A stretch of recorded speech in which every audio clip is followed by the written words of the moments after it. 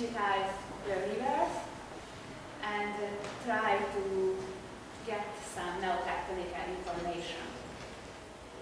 In this presentation, I will show you a case study along the River Szamos Judit in Romania, Transylvania. The map sheets of the second military survey of the Habsburg Empire were measured during the 19th century. And I use these maps because the natural uncontrolled river channels are displayed on these maps. So,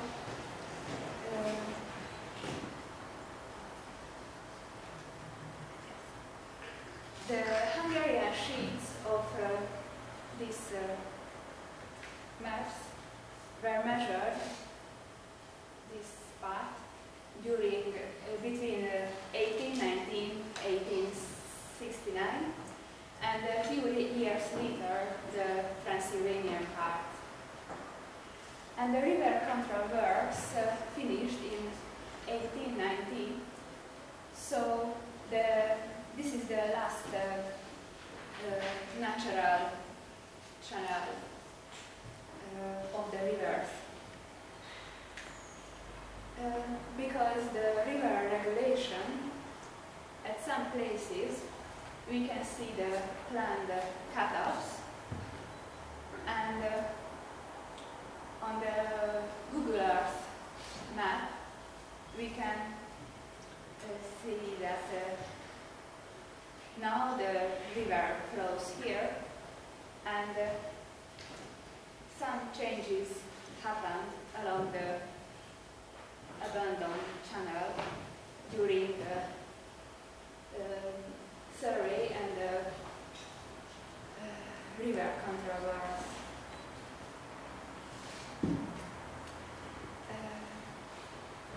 What is the theoretical background of this method?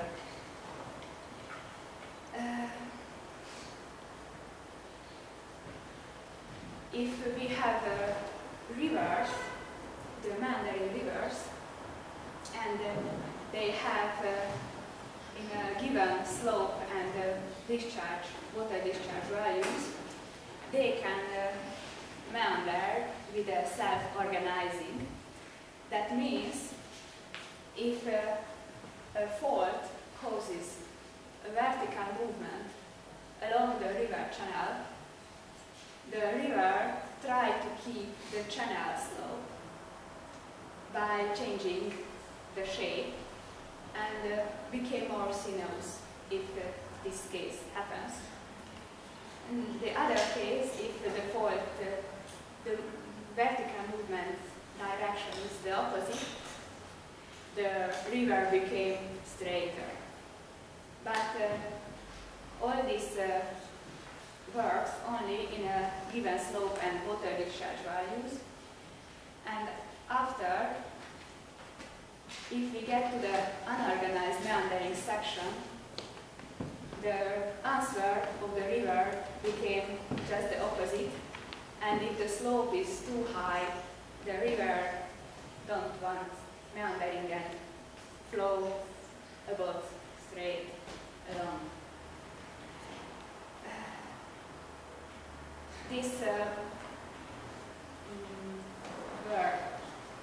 This phenomenon was measured in flume experiments like Ochi or Shumenkan, and some natural rivers also analyzed. On this figure, we can see some other places. Depending on the sediment discharge, the river can change the pattern. So not meandering, but anastomosing or braiding or something like this.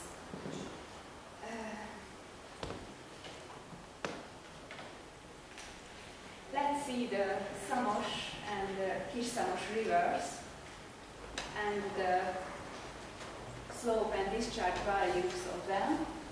We can see that almost the whole parts of the rivers belong to the self-organizing meandering sections, and just the beginnings belongs to the unorganized meandering. So the River Szamos is a usable river for this verse. And now, how does it work? First, the river bed was digitized using the second military survey maps, and the result is a polyline along the middle of the channel. Then convert this polyline to a point series, and these points were in an equal distance to each other. This was 50 meters. This step needed because the sinuosity calculation was made with moving windows and different window sizes, and the calculation was made in an Excel worksheet, and it was very fast to calculate the sinuosity, and the result is a sinuosity value for every point. The sinuosity, I don't know, everybody knows what does it mean. This is how many bands and how much bands are along the rivers, and I calculated that choose a window size, which is the distance between 2 points along the river, and then dividing this distance, the distance between these 2 points along a straight line. So all these sinuosic values are higher than 1. Then the result of all these calculations is a spectrum line diagram. The horizontal axis is the distance along the river, and the vertical is the different window sizes, and the sinuosity values were displayed in a color scale. The blue means the lowest sinuosity values, and green, yellow, and red is the highest. Another a bit objective way was also used. To do the spectrum, we imported the sinuosity values with different window sizes and created an image. But if we import this data using like a multi-channel image, we get one line, and for every point we have 10 sinuosity values, except the first and last 25 kilometers. Because of the calculation method, there is not enough data. And along this multi-channel image, we made an isoclass classification, and the result is 5 classes. Depending on the sinuosity values, the points of the river were divided into these classes, so it's a bit statistical dividing. Here are the results. We can see high values here, here, and here are the classes. There is some correlation, of course, between the sinuosity spectrum and the isoclasses. The different colors along this line means different classes, but not always in clear correlation with the sinuosity values. we can see some significant changes in this part, where the sinuosity is increasing too much, and this part, this section also changes something, and it's very interesting. Here, in this part, here arrives the Kis Someș, and it just makes some increase. It increases a bit the sinuosity, but on the class values we cannot see this effect. We can put these values to the river beds to see where are these high and low sinuosity values along the rivers, and calculate the same along the Kis Someș river too, and also along the river beds. The theoretical background said, like I showed you earlier, that if a fault changes causes a vertical movement, then the sinuosity changes. To get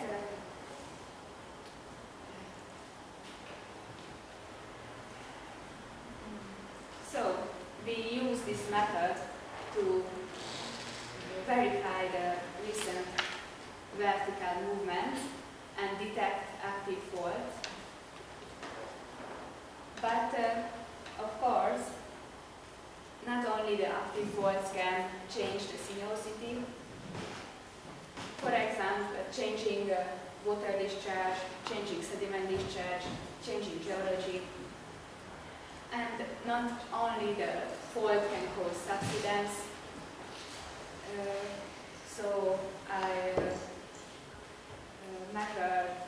compared the results with tectonic lines, water sediment thickness map, geological map, tributaries, slope and water discharge values. And we are very pleased that if we have slope, on the two sides of the slope we have different classes, and the sinuosity has significant changes.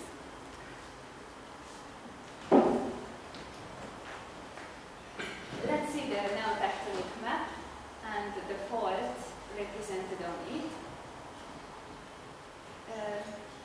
Here are fault line in this part, and we can see the class also changes and the sinuosity also. The map shows a horizontal fault, but the response of the river tell us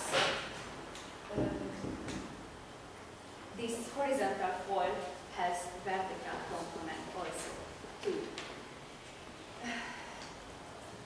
Here are another fault crossing the river Szamos, and another here.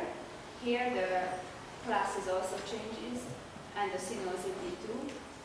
But here we can see that the fault on the now tectonic map and the river section along we have data. It's very close each other, and we cannot see any changes here.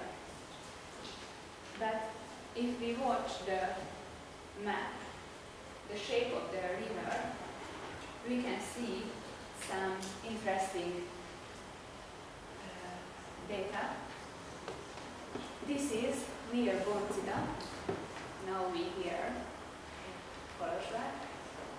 Here is this section. We can see that the river here has high sinuous section and then less sinuous, but have about 90 degrees bends. The geological map don't it doesn't show tectonic lines or geologic changes. But if we see the sinuosity and the isopath values, it is very significant. Class 1, class 2, and class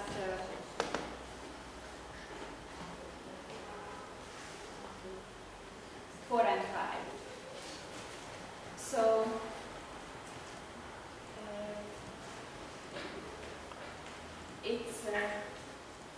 we can see that, these changes here and this fault line can correlate to each other. This distance is about 5 kilometers. And if we watch the accuracy of the now tectonic map, we can tell that this distance can cause because of the accuracy. So using the map, using the rivers, we can correct the now tectonic maps.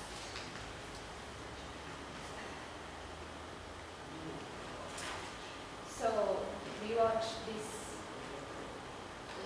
changes. At this part, we also see high small sections, but the now tectonic map don't show any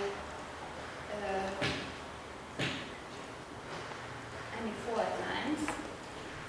So I compared it with the quarter sediment thickness map, and along this section, the sediment thickness is increased. Here is about 2 kilometers thick, and here with the dark gray, it's about 5 kilometers. And this quarter sediment is very young, so its compaction is ongoing. And this also can cause subsidence, and this can increase the sinuosity values.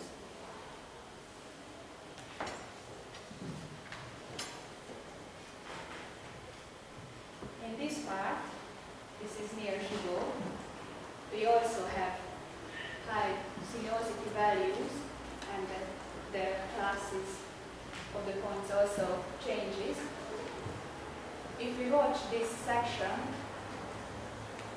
here is a big bend, and if we watch the geological map, we can see that the rock type changes, and in this hilly area, this part of the river is antecedent valley, is into the hills, so it cannot change really how it wants.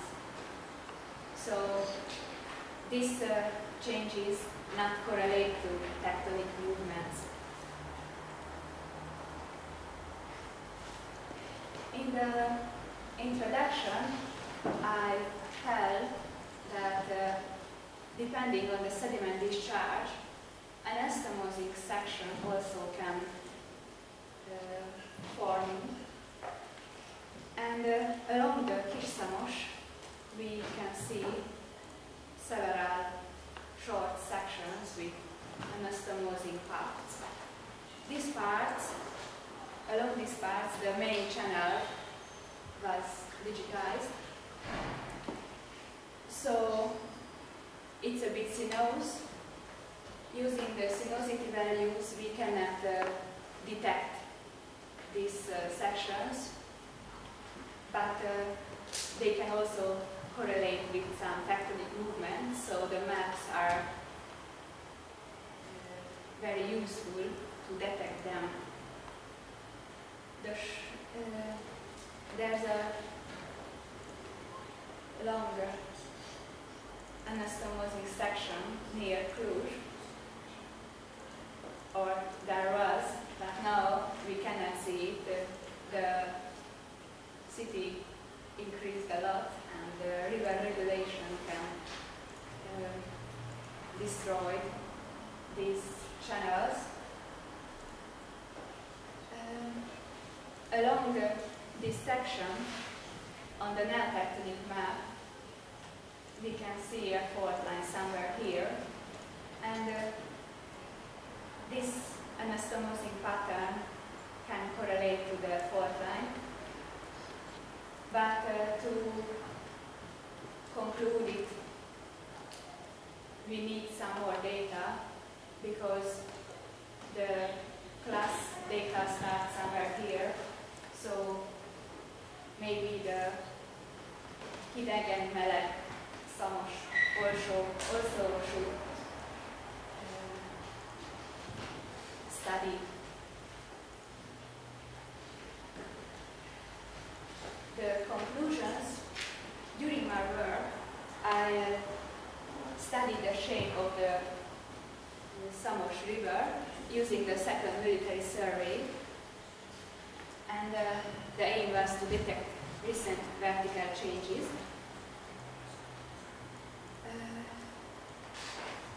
I studied the sinuosity spectrum and Isabel's classification, compared the significant changes to tectonic and geologic conditions, and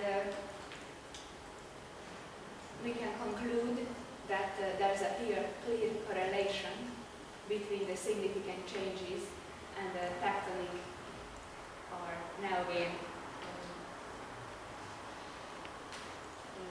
subsidence, and maybe the neotectonic map can be corrected. Thank you for your attention.